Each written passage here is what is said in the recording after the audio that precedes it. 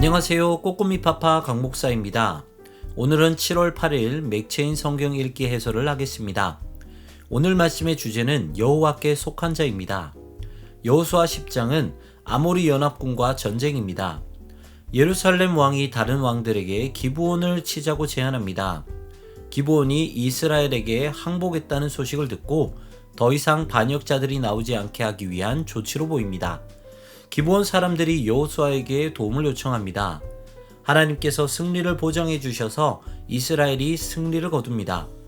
큰 우박덩이가 아모리 연합군을 쓸어버렸고 아모리 5왕이 죽임을 당합니다. 여호수아는 가데스바네아에서 가사까지 고센 땅과 기브온에 이르는 모든 남부 지역을 점령합니다. 이스라엘을 위하여 하나님께서 싸우셨기 때문에 큰 승리를 얻게 된 것입니다. 모든 일은 눈에 보이는 것으로 좌우되는 것이 아니라 하나님께서 말씀하신 대로 성취됩니다. 예레미야 4장은 회개와 심판입니다. 하나님은 내게로 돌아오라고 간절히 외치십니다. 회개하지 않으면 큰 재앙이 임할 것입니다. 하나님의 심판 예고는 전쟁입니다. 북방에서 재난과 큰 멸망이 온다는 말은 바벨론의 침략을 말합니다. 하나님께서 반복적으로 죄를 고발하고 회개를 요청하며 심판을 예고하시는 이유는 유다가 돌이켜서 다시 하나님을 찾기 원하시기 때문입니다. 그러나 예레미야는 전쟁의 참상을 미리 봅니다. 그로 말미암아 깊은 고통을 느낍니다. 심판은 반드시 있습니다. 죄에 대한 형벌도 있습니다. 하지만 아직 기회가 있습니다. 돌이킬 수 없는 때가 오기 전에 돌이켜야 합니다. 시편 142편과 143편은 다윗의 간구입니다. 시편 142편에서 다윗은 마음이 상해 있었습니다. 원통함이 있었습니다. 자신을 돌보는 사람도 없고 피난처도 없다고 하소연합니다.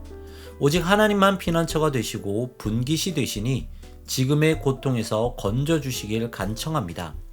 시편 143편도 다윗이 상한 심령과 참담한 마음으로 하나님의 도우심을 간청합니다. 하나님은 우리의 환경을 바꾸실 뿐 아니라 우리의 감정도 어루만져 주십니다.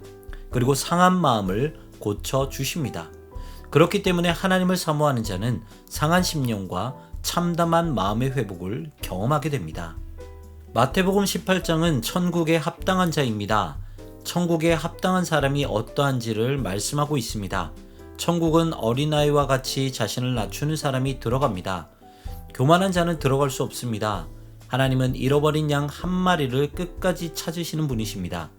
작은 자를 소중히 여기지 않는 것은 하나님의 마음을 무시하는 것입니다. 우리가 작은 자를 소중히 여길 수 있는 이유는 하나님께서 가장 작은 자인 나를 소중하게 여기시고 자녀로 삼아 주셨기 때문입니다. 이처럼 천국에는 교만한 자가 아니라 겸손한 자가 어울립니다. 오늘도 하나님께서는 우리를 말씀의 자리로 부르셨습니다. 하나님께서는 우리의 유일한 피난처이시며 위로자이십니다.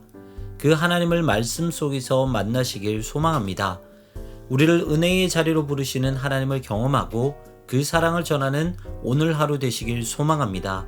지금까지 꼬꼬미파파 강목사였습니다. 내일 다시 만나요.